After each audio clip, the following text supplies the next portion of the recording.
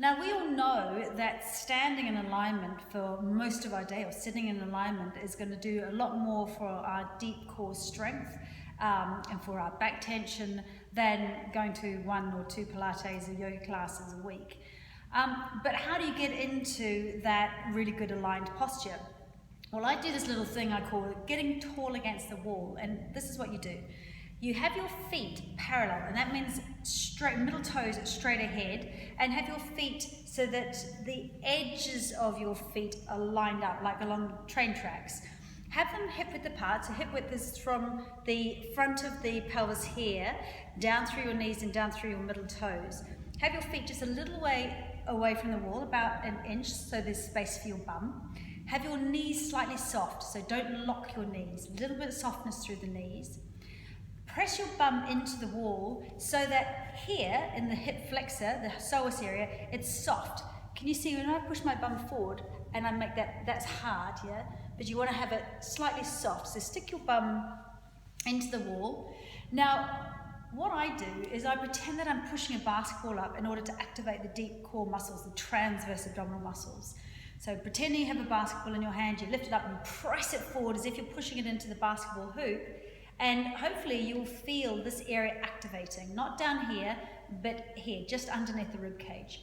And then you take your hands down with the palms forward, so you're opening the chest, roll your right shoulder up and slide it down the wall, right down away from your ear, palms forward, forearm into the wall, and do the same thing with your left shoulder, so up, down, palms forward. Now the forearms are into the wall, the shoulders are into the wall. It's not very comfortable, but you're getting this imprint of the wall against your back.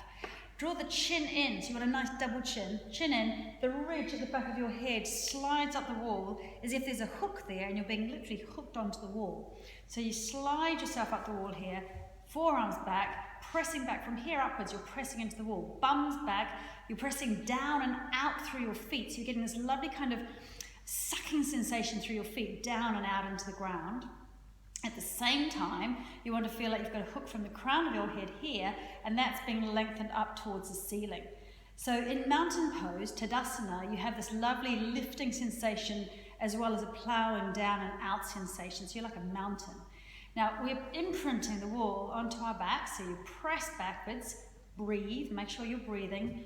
Long, hopefully diaphragmatic breathing, so long, smooth breath down here, underneath the armpits, and then up. Couple of breaths.